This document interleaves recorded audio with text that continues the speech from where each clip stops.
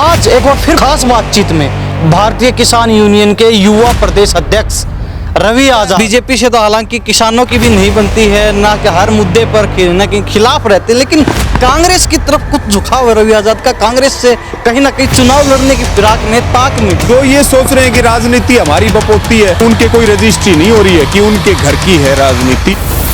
तो सत्ता पक्ष के लोग कहते हैं कि ये वो लोग हैं जो किसानों के आड़ में राजनीति है। बिल्कुल किसान सिर्फ आंदोलन के लिए रह गया है। एक समय वो भी था जब किसान को अन्नदाता कहा जाता था। ये जो ज्ञान बांट रहे हैं बीजेपी और जेजेपी वाले, ये किसान के क्लेम और मुआवजे पे सवाल उठा रहे हैं, तो ये खुद अपनी पेंशन, अपने भत्ते, अपनी सुविधा, अपनी तनख्वाह क्यों नहीं छोड़ते? ये मुद्दा ले लेते हैं नू मेवात का, आपके सामने सारी चीजें। इस बीच आप पर भी ये सवाल उठते रहे हैं कि वो किसान नेता, तथाकथित किसान नेता कहते हैं आप लोगों को, कि वो इस मुद्दे पर कहाँ चले गए।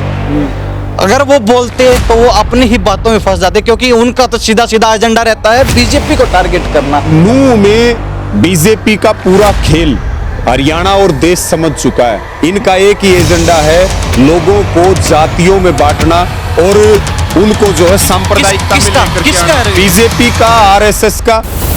ये नू की जो घटना थी वो पूरी प्लान्ड थी। वहां ऐसा गदर चल रहा है, ये बात हम सरकार को कहना चाहते हैं। किसी भी निर्दोष पे मुकदमा और किसी भी निर्दोष की गिरफ्तारी किसान निर्दोष की सर्टिफिकेट आप कैसे दे सकते हो किसी को? आपको पता है हरियाणा के अंदर सबसे ज्यादा क्राइम मेवात के अंदर है। जितनी भी वाहन चोरी होते हैं, पशु चोरी होते हैं, जितनी भी बड़ी चोरियां होती है पूरे प्रदेश में, कनेक्शन वहां से जुड़े होते हैं। उनको कैसे निर्दोष कैसे? मुख्यमंत्री के खुद के बयान है, मुख्यमंत्री के खुद के बयान है। मुख्यमंत्री खुद कह रहे हैं पुलिस सबकी सुरक्षा नहीं कर सकती। मुख्यमंत्री फिर छोड़ के आ जाए फिर कुर्सी।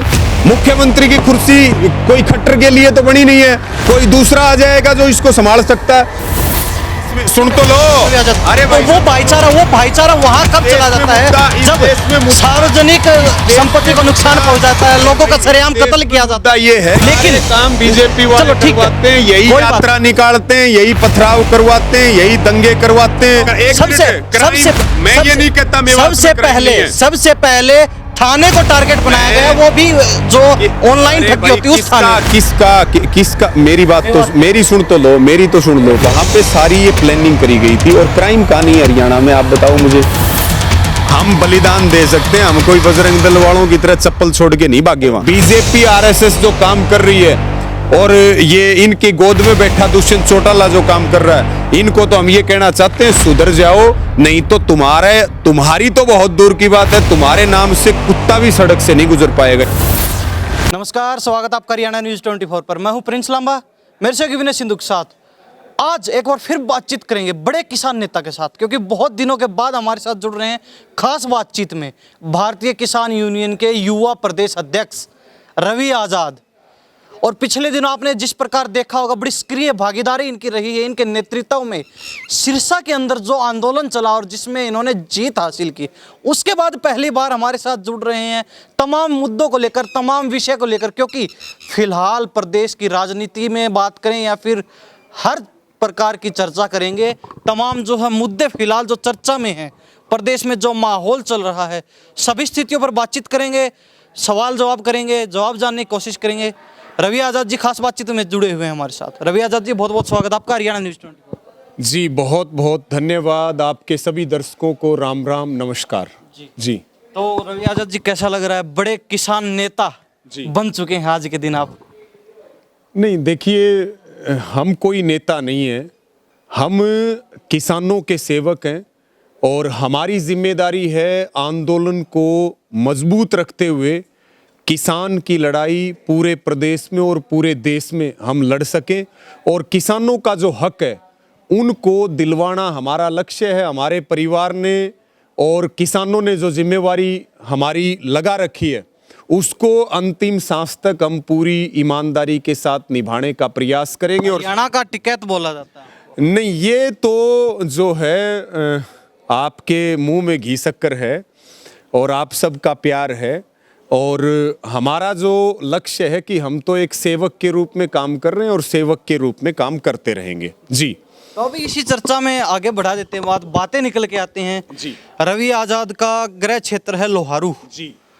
गृह जिला भिवानी, तो कहते हैं कि रवि आजाद राजनीति में आने वाले हैं बड़े जल्दी।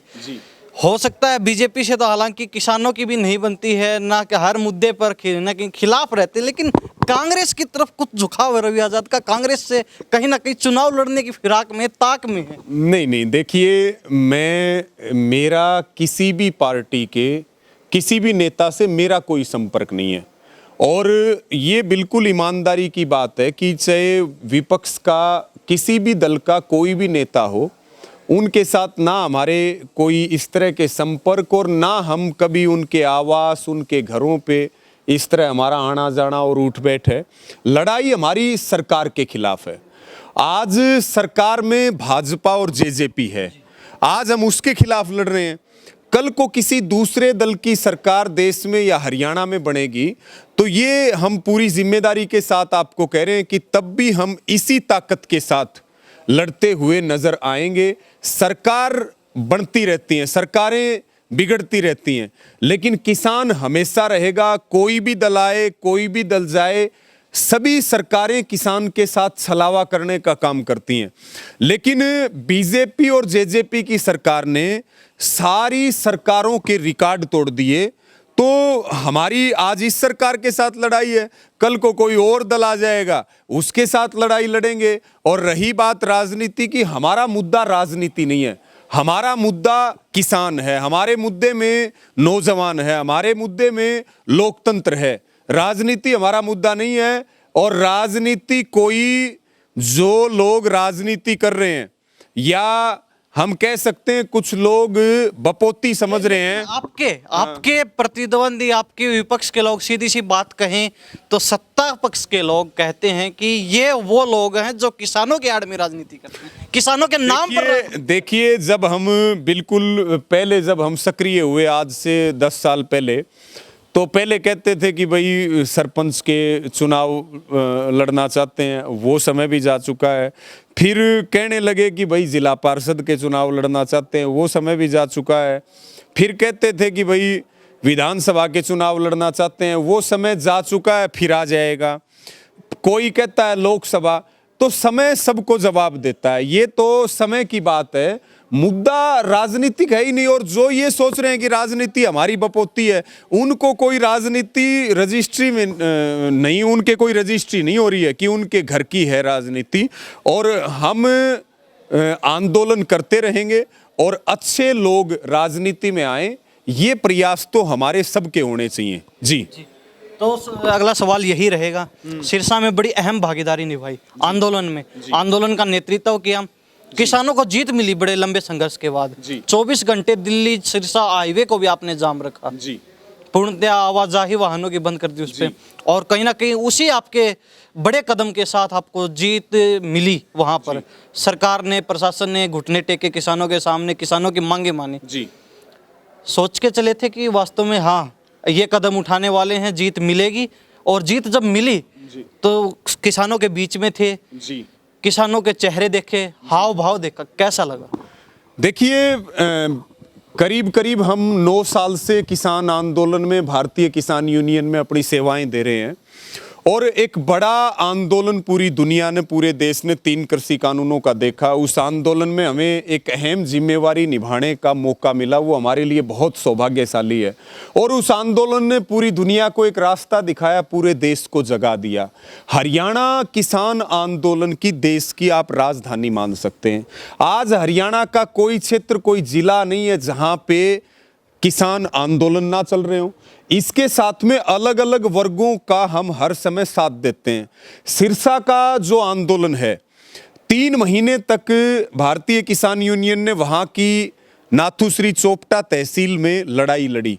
आप लोग भी गए थे वहाँ पे, और वहाँ लगातार शांति प्रिय धरना चला, महापंचायत हुई, ट्रैक्टर मार्च निकले, अनशन हुए, झूठे आश्वासन मिले। 31 जुलाई की लिखित झूठी चिट्ठी मिली जब हमने फैसला किया कि तहसील को ताला मारेंगे। उसके बाद हमारे 4 साथी, हमारे जिला अध्यक्ष हैं भरत सिंह झाजड़ा, हमारे साथी हैं दीवान सहारण, नरेंद्र सहारण और जयप्रकाश कासनिया। ये चारों साथी हमारे 31 जुलाई की वादा खिलाफी के बाद नारायण खेड़ा के जल घर में जो टंकी थी लगभग 150 फुट ऊंची, उस टंकी के ऊपर जाकर के बैठ गए, अंदर से ताला बंद कर लिया। और लड़ाई हमने शुरू की थी बीमा क्लेम की। मुद्दा था 2022 का खरीफ का बीमा 700 करोड़ रुपए। और तहसील में हमने जब वहां लड़ाई लड़ी तो हमारे साथियों ने एक बड़ी जीत हासिल की कि वहां पे पूरे जिले का जो मक्के का और बाजरे का 30 करोड़ रुपए क्लेम था वो वहां के किसानों को दिलाया। एआईसी कंपनी 1 रुपए वहां का क्लेम नहीं देना चाहती थी। जैसे हिसार का एग्जाम्पल है, भिवानी जिले में अब तक 60 गांवों की लड़ाई हम लड़ रहे हैं, और हरियाणा के कई जिलों की समस्या है।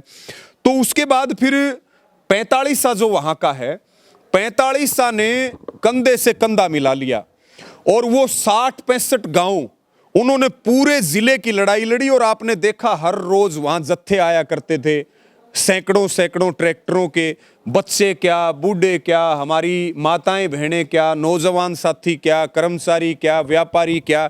यानी कि 9 साल के हमारे यूनियन के इतिहास में हरियाणा में हमने ऐसा जानदार आंदोलन नहीं देखा। जो क्लेम का आंदोलन था वो सबके लिए त्योहार बन गया। एक हर घर के चूल्हे तक वो लड़ाई चली गई।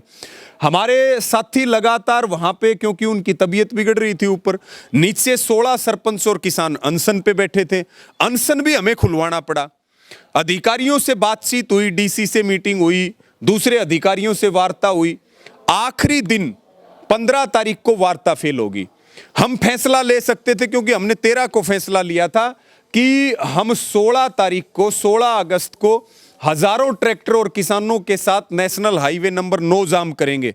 प्रशासन ने ये काम हम 14 को भी कर सकते थे, ये काम हम 15 को भी कर सकते थे, लेकिन हम देशभगत लोग हैं।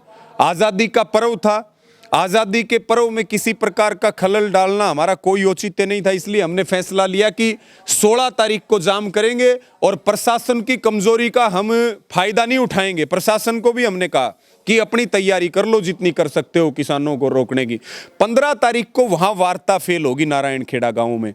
16 अगस्त को ठीक दोपहर 12:30 बजे हजारों ट्रैक्टर, हजारों किसान, मैं ये कह सकता हूं कि 3 कृषि कानूनों के बाद इतना किसान और इतने हजार ट्रैक्टर एक साथ शायद हरियाणा के किसी कोने में हाईवे जाम करने के लिए नहीं उतरे। सारी बातें ठीक है रवि आजाद जी, सारी बातें ठीक है, लेकिन आपने जिक्र किया हिसार में धरना चल रहा है बीमा क्लेम को लेकर।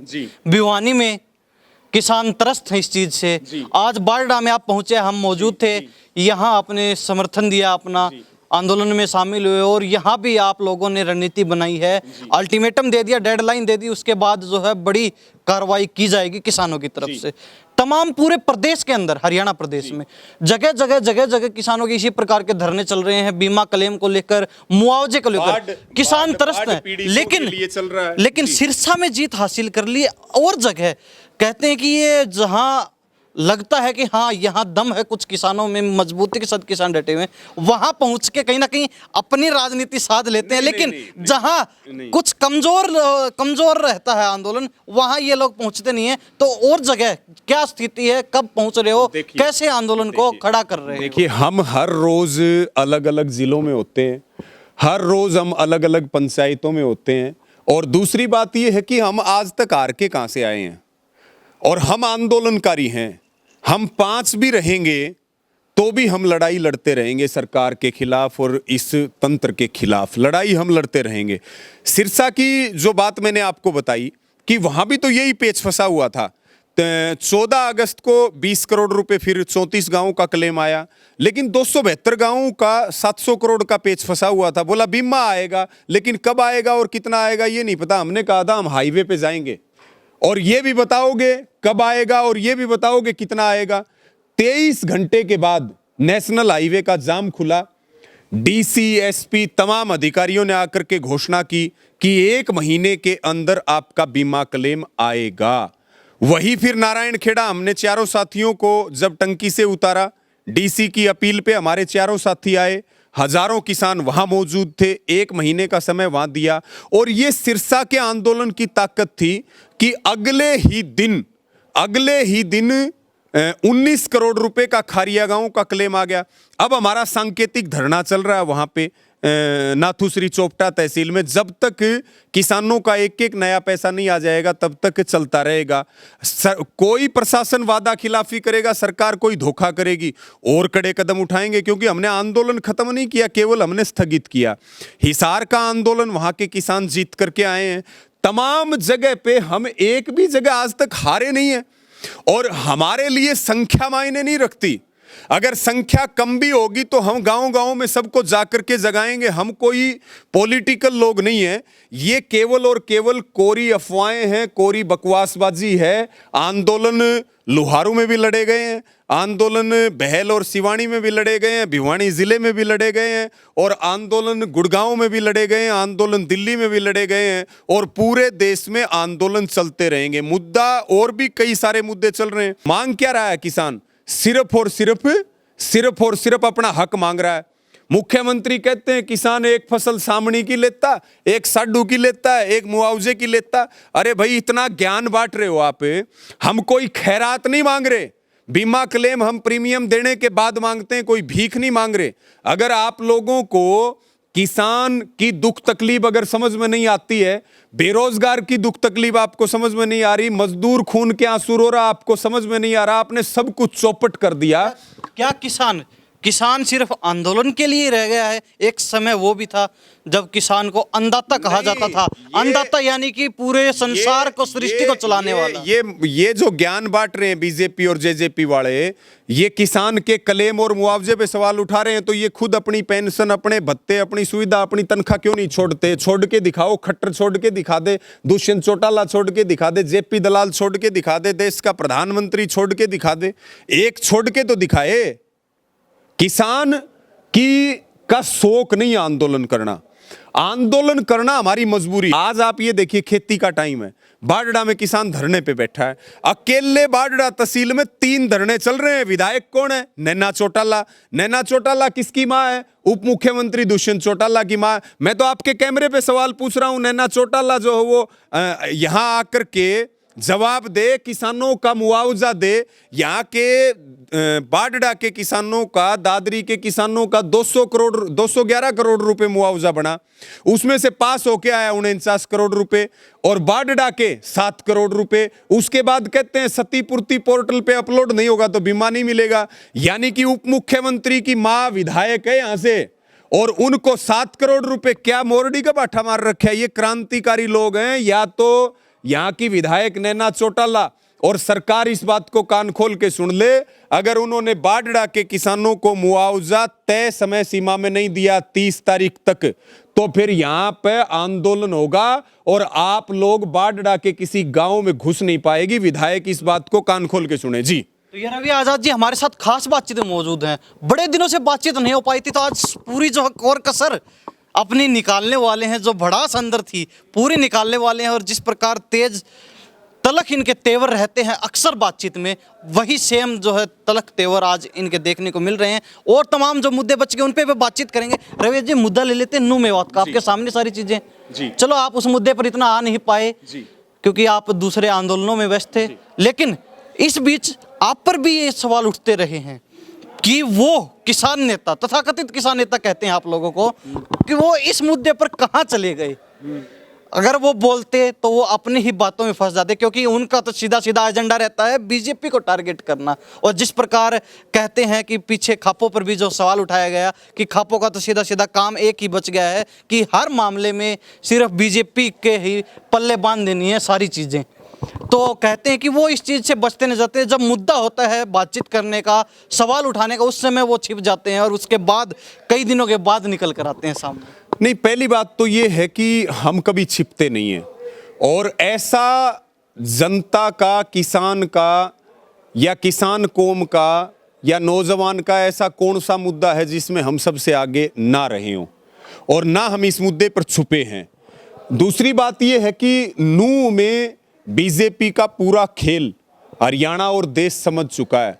मणिपुर को ये लोग जिस तरह से जड़ा चुके हैं, मणिपुर के जो हालात हैं, और मणिपुर के वायरल वीडियो आप सब ने, हम सब ने देखे हैं। उसके बाद नया प्रयोग लोकसभा में, लोकसभा के चुनाव नज़दीक हैं, राजस्थान में इलेक्शन है। इनका एक ही एजेंडा है, लोगों को जातियों में बांटना और उनको जो है सांप्रदायिकता में किसका- लेकर के किसका आना, है? बीजेपी का, आरएसएस का, और जो इनके ये रजिस्टर्ड जो इनके संगठन है जिनका काम है दंगे करना काम है विश्व हिंदू परिषद का, दंगे करना काम है बजरंग दल का। ये जो कत्ल खाने चल रहे हैं, ये जिनमें गायें कटती है जिन हत्थों में, एक बार आरएसएस और बीजेपी के लोग ये बताएं कि ये किन के चल रहे हैं।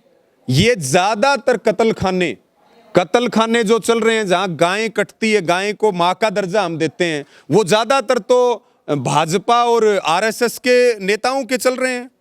इनके खुद के जो है ना बालक कहां ब्याह रखे हैं, इनकी सारों की हिस्ट्री निकालो पता लग जाएगी। ये रजिस्टर्ड गोरक्षा के नाम पे सरेआम गुंडे छोड़ रखे हैं सरकार ने। सरकार उनका संरक्षण कर रही है। बुलडोजर चलना था, देखिए नूह की जो घटना थी वो पूरी प्लान्ड थी और इसके पीछे हरियाणा सरकार थी, हरियाणा के मुख्यमंत्री इसके पीछे थे, आरएसएस इसके पीछे थी। मुख्यमंत्री ने तो खुद ये कहा कि यात्रा पे पथराव करने वालों को हम किसी कीमत पर नहीं बख्शेंगे। मुख्यमंत्री ये जवाब दें कि ऐसी कौन सी यात्रा है जिसमें लाठी लाई जाती है, जिसमें डंडे लाए जाते हैं, जिसमें तलवारें और अवैध बंदूक हथियार असले लाए जाते हैं, और उस जगह के ऊपर वो यात्रा क्यों जरूरी थी? मुख्यमंत्री जवाब दें।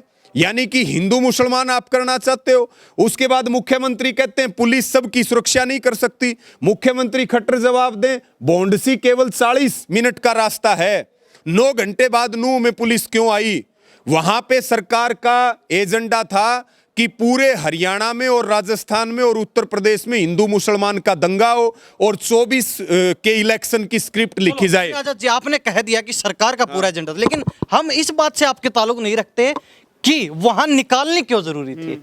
भारत एक संवैधानिक देश है, हर धर्म को, हर जाति के लोगों को, हर अपने जो है धार्मिक अनुष्ठानों के अनुसार तो आज़ादी है, छूट है कि आप अपने जो है कार्यक्रम कर सकते हैं, धार्मिक अनुष्ठान कर सकते हैं। उसमें ना तो आप कोई विलंब डाल सकते हैं, ना कोई दूसरा व्यक्ति डाल सकता है। वास्तव में तो कहीं ना कहीं जहर तो उन लोगों के अंदर भी तो भरा हुआ है ना, जो ऐसी चीज़ों में शामिल हो रहे हैं, कहीं ना कहीं ऐसे धार्मिक अनुष्ठानों को भंग करने की कोशिश करते हैं, अपने आप को सर्वोपरि मान के दूसरे जो है समुदायों को नीचा दिखाने की कोशिश करते हैं, दूसरे समुदायों को कहीं ना कहीं दबाने की कोशिश करते हैं।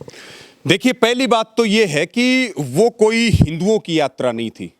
पहली बात, वो यात्रा विश्व हिंदू परिषद की, बजरंग दल की, इनकी यात्रा थी। और ये किसके हैं? आरएसएस और बीजेपी के।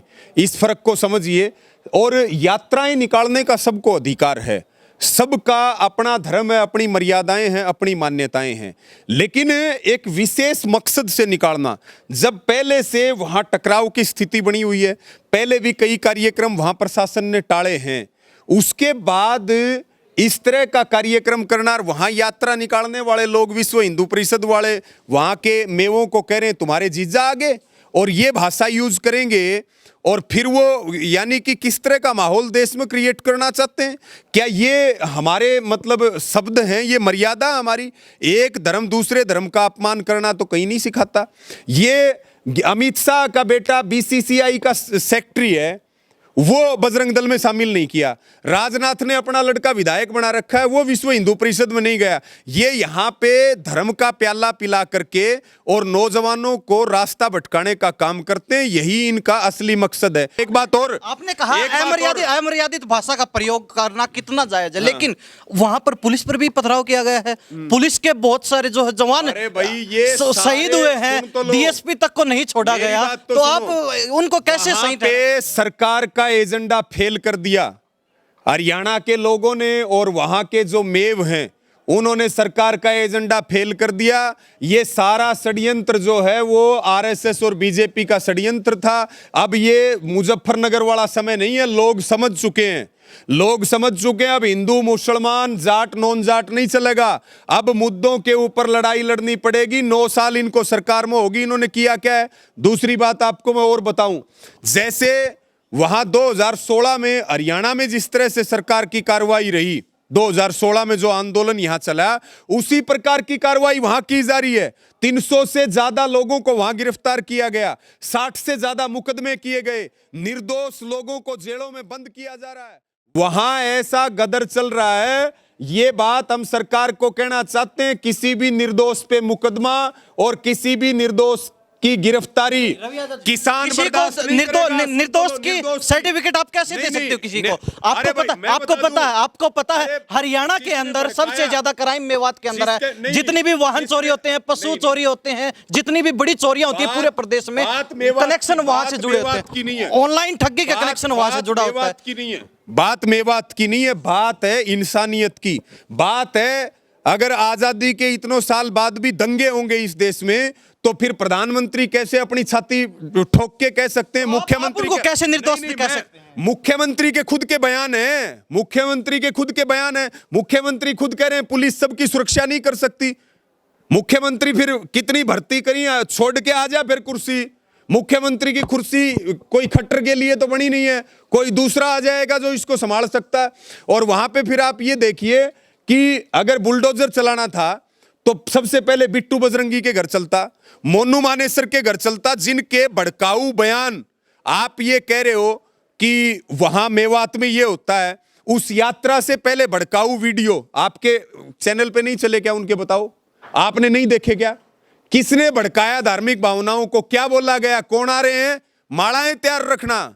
बिट्टू बजरंगी के घर चलता, मोनू मानेसर के घर चलता, निर्दोष किसानों के, आपने ध्यान दिया हो निर्दोष किसानों उनसे के- पहले निर्दोष किसानों एक के विधायक, घर बुलडोजर चला। एक विधायक, निर्दोष किसानों एक के घर विधायक बुलडोजर रवि आजाद जी, बात सुनिए, हम आप एक सुनिए, सुन तो लो। आप भी सुनिए ना मैं थोड़ा बता सा। दूं, सरकार का एजेंडा फेल हुआ। ये सांप्रदायिकता हिंदू मुसलमान देश में नहीं चलेगी। आगे ये बता देते हैं, मेव हमारे भाई हैं, किसान आंदोलन में हमारे साथ थे, देशभगत लोग हैं। धार्मिक भावनाएं भड़काने का काम असली इन्होंने किया है। हाँ। ठीक है, कोई बात नहीं, वो वीडियो सबने देखा। हम किसी को सर्टिफिकेट नहीं देते, कोई दोषी है निर्दोष है, वो काम सरकार का है, प्रशासन का है, कार्रवाई करना, किस प्रकार जांच होगी, हर चीज उनके हाथ में है। लेकिन मैं ये जानना चाहूंगा, उससे पहले आपने एक और जो है भाषण सुना होगा, एक विधायक नू मेवात से आते हैं, मामन खान, भरी विधानसभा के अंदर उन्होंने बिल्कुल लाइव कैमरे पर कहा कि ये जो बजरंग बजरंग पार्टी के विधायक हैं वो कांग्रेस से हैं, हाँ। बजरंग दल के जो लोग हैं, ये अगर मेवात में आ गए तो इनकी प्याज ही फोड़ दें। एक विधायक के मुख से ऐसी आपराधिक भाषा का कितना महत्व रखता है, आप कह सकें? चलो देखिए, मैंने तो विधायक की ये स्टेटमेंट सुनी नहीं, पहली बात। दूसरी बात, आप बता रहे हैं, मैं उस पर विश्वास करता हूं। तीसरी बात, लाइव थी देखो, कैमरे हाँ, पर। तीसरी बात, चाहे कोई एमपी हो चाहे कोई विधायक हो, अगर किसी विधायक और एमपी ने ये बात बोली है तो उसके खिलाफ कोई, हम उसका पक्ष ले रहे हैं क्या? हमने तो नहीं लिया पक्ष, हमने तो एक भी स्टेटमेंट विधायक के पक्ष में नहीं दे रखी। लेकिन मुद्दा जो असल है वो ये है कि बजरंग दल, विश्व हिंदू परिषद, ये जो गौ रक्षा का चोला ओढ़ करके और अपने धंधे चला रहे हैं हरियाणा में, ये एक एक चेहरे हम जानते हैं कि चोला क्या ओढ़ रखा है और उनके धंधे क्या हैं। ये सारे रजिस्टर्ड गुंडे हैं और गौओं को सबसे ज्यादा खतरा इन्हीं से है। ये बात मैं बता देता छोटा सा हूं। सवाल, हाँ। आपने कहा कि वहां निकालना कोई आवश्यक नहीं था, तो क्या धार्मिक जो है यात्राएं निकालना गलत है? नहीं अरे निकालनी चाहिए। धार्मिक, मेरी बात सुनो, धर्म व्यक्तिगत है, जाति व्यक्तिगत है, भाईचारा सबके लिए है। दूसरी बात, भाईचारा तोड़ने के लिए, सांप्रदायिक माहौल खराब करने की किसी को कोई परमिशन नहीं है। और आखिरी और अंतिम बात यह है, इस देश में मुद्दा बेरोजगारी है। इस देश में, सुन तो लो, अरे वो भाईचारा वहां कब चला जाता है? जब सार्वजनिक संपत्ति को नुकसान पहुंच जाता है, लोगों का सरेआम कत्ल किया जाता है। ये है कि भाई एक गरीब के, आप एक चीज देखिए, 80,000 करोड़ का कर्जा प्रधानमंत्री नरेंद्र मोदी ने बनने के बाद रेलवे के ऊपर 80,000 का कर्जा हो गया। इनके प्रचार में कितने खर्च हुए, इन्होंने विदेशी कर्ज कितना लिया, बात इन पे करो। बीजेपी के लोगों को, बीजेपी का तो एजेंडा ही धर्म और जाति है, और ये इनके जो सहयोगी संगठन है ये देश का माहौल खराब कर रहे हैं। ये बजरंग दल जैसे संगठनों के ऊपर बैन लगना चाहिए, और ये लोग जो है माहौल देश का खराब करना चाहते हैं। हरियाणा ने तो सबक सिखाया और सिखा भी देंगे, और वो मेव बड़ौदा की महापंचायत में भी ताकत दिखेगी कि जो भाईचारा बिगाड़ने का काम करेगा ये समाज उसके साथ खड़ा नहीं होगा। तो दोबारा भी तो प्रयास किए जा रहे हैं यात्रा निकालने के। किसके? दोबारा भी तो आदेश आने वाले हैं जल्दी। नहीं, वो तो चाहते हैं ना भाई। एक बात और है ना, किसान तो जीत के आए थे, किसान जीत के आए थे, जीत के आएंगे। हम बलिदान दे सकते हैं, हम कोई बजरंग दल वालों की तरह चप्पल छोड़ के नहीं भागे। वहां चप्पल छोड़ के नहीं भागे, चप्पल छोड़ के भागे थे। वहां कितनी हजार चप्पल मिली थी इनकी विश्व हिंदू परिषद वालों की, बजरंग दल वालों की। चलो आपने सारी बातचीत और कर ली, वो लेकिन एक मेवात छोटा का सा जो इलाका है, मेवात वो क्षेत्र है जब अंग्रेजों के खिलाफ जब विगुल बजा था, तो वहां के लोगों ने, उनके डीएनए में क्रांति और आंदोलन है। सरकारों की अनदेखी और सरकारों की सांप्रदायिकता भावना के कारण वो क्षेत्र शिक्षा में पीछे रहा, डेवलपमेंट में पीछे रहा। वहाँ पे सरकार को ज़रूरत है विकास करने की, संसाधन उपलब्ध कराने की। अब इस देश में हिंदू मुसलमान नहीं चलेगा, ना हरियाणा में जाट नॉन जाट चलेगा। अब इस देश में मुद्दे चलेंगे और लोग जागरूक हो चुके हैं। मेवात क्रांतिकारी क्षेत्र है, वो सदियों पुरानी बात है, लेकिन आज मेवात की अगर बातचीत करते हैं, हर क्राइम चरम पर है मेवात के अंदर। और इस बात को आप मना नहीं कर सकते कि जिन लोगों ने यात्रा पर पथराव किया, या फिर कोई भी लगा लीजिए XYZ, हम किसी धर्म को टारगेट नहीं करते, हम किसी व्यक्ति विशेष को टारगेट नहीं करते, ये सारे लेकिन काम बीजेपी वाले करवाते हैं, यही यात्रा निकालते हैं, यही पथराव करवाते हैं, यही दंगे करवाते हैं, यही तो सुन लीजिए रवि लगवाते जी, हैं। सवाल तो सुन लीजिए सवाल पूरा। मैंने सुन मैं ये कहना चाहता हूँ, मैं ये नहीं कहता मेवात में क्राइम नहीं है। सबसे पहले थाने को टारगेट बनाया गया, वो भी जो ऑनलाइन ठगी होती है उस थाने को। किसका मेरी बात तो मेरी सुन तो लो, मेरी तो सुन लो। पहली बात तो मैं कोई क्राइम का और उसका पक्षधर नहीं हूँ, उसमें सरकार अपना काम करे, प्रशासन अपना काम करे। ठीक है, सरकार पर फोड़ते ना, आप उस चीज का जिक्र ही नहीं करते। एक मिनट सुन तो लो, मुद्दा क्या है। वहां पे सारी ये प्लानिंग करी गई थी और क्राइम कहाँ नहीं है हरियाणा में, आप बताओ मुझे। क्या मनोहर लाल खट्टर जी के विधानसभा में क्राइम नहीं है? क्या दुष्यंत चौटाला के एरिया में क्राइम नहीं है? क्राइम कहाँ नहीं है? सब जगह क्राइम है। लॉ एंड ऑर्डर कहाँ है हरियाणा में? कहाँ जो है बहन बेटियां सुरक्षित हैं? कहाँ महिलाएं सुरक्षित हैं? कहाँ बच्चे सुरक्षित हैं? कहाँ किसान सुरक्षित है? यहाँ तो बैंक के बैंक पाटन लग रहे। कहाँ कहाँ नहीं है ये बताओ? लॉ एंड ऑर्डर है कहाँ? जब यात्रा निकलती है और वहां के एसपी को सरकार छुट्टी भेज देती है और वहां पे 9 घंटे तक फोर्स नहीं आती है, सबको बेलगाम छोड़ दिया जाता है लाठी डंडे हथियारों के साथ। ये पूरा प्रोपगेंडा खट्टर सरकार का था। ये पूरा प्रोपगेंडा दिल्ली में बैठ करके बीजेपी ने रचा था अपने इन विश्व हिंदू परिषद और बजरंग दल वालों से, और ये जनता समझ चुकी है, इनकी दाढ़ नहीं गड़ने वाली है। ये अब भी वैसे तो सारा कुछ खो चुके हैं, लेकिन अब भी हम इनको ये कह रहे हैं सुधर जाओ, नहीं तो तुम इस देश में किसी सड़क से गुजर नहीं पाओगे। और बीजेपी RSS जो काम कर रही है और ये इनकी गोद में बैठा दुष्यंत चौटाला जो काम कर रहा है, इनको तो हम ये कहना चाहते हैं सुधर जाओ, नहीं तो तुम्हारी तो बहुत दूर की बात है, तुम्हारे नाम से कुत्ता भी सड़क से नहीं गुजर पाएगा। इस बात का ध्यान रखना जी। और आगे क्या रणनीति है, किस मुद्दे पर सरकार को घेरने वाले हैं, कौन सा ठीक रहा सरकार की सर फोड़ने वाला? रणनीति यही है, आंदोलन किसानों के चल रहे हैं, चलते रहेंगे। और MSP को लेकर के संयुक्त किसान मोर्चा पूरे देश में बड़ी तैयारी कर रहा है और पूरे देश की नज़रें किसानों के ऊपर हैं। और किसान भी कमर कस ले कि वो अपने खेतों में काम करने के साथ साथ इस देश के लोकतंत्र को बचाने के लिए भी सक्रिय रहेंगे, नहीं तो ये पूरे देश को गुलाम बनाने की तैयारी में है। और 24 में ये पूरे देश में इलेक्शन कमीशन में CJI को हटा करके कैबिनेट मंत्री शामिल किया है। ये सब इनके जो काम चल रहे हैं वो चल रहे हैं इस देश के लोकतंत्र को मिटाने के। और हम जब तक जिंदा हैं सब मिलके लड़ते रहेंगे और लोकतंत्र को नहीं मिटने देंगे। रवि जी बहुत बहुत धन्यवाद, बातचीत की, बड़े जो अपने तलख विचार प्रस्तुत किए। नहीं, ये हम कोई नेता नहीं है भाषण करें तो। मेरा भी दर्द है, आपका भी दर्द है, सबका दर्द है, और सबका दर्द को आवाज देना हमारी जिम्मेदारी है, और उसको आवाज हम देते रहेंगे। धन्यवाद। तो रवि आजाद जी हमारे साथ खास बातचीत में बने हुए थे, भारतीय किसान यूनियन के युवा प्रदेश अध्यक्ष। बड़े दिनों के बाद जो है बातचीत करने का मौका मिला, सारे सवाल करने की कोशिश की, कुछ मुद्दे बच गए, अगली बार दोबारा नेक्स्ट एपिसोड में करने की कोशिश करेंगे। या फिर आपके भी कोई सवाल हैं किसानों से जुड़े हुए, या फिर प्रदेश के सामाजिक मुद्दे जो आप उठवाना चाहते हैं, जिनके बारे में आप जानना चाहते हैं, सवाल करना चाहते हैं, कमेंट में अपने राय जरूर दे दीजिए। वो मुद्दे अगले इंटरव्यू में हम जरूर रवि आजाद जी के साथ साझा करेंगे। तब तक के लिए देखते रहिए हरियाणा न्यूज़ 24। मैं प्रिंस लांबा, मेरे से विनय सिंधु के साथ। नमस्कार।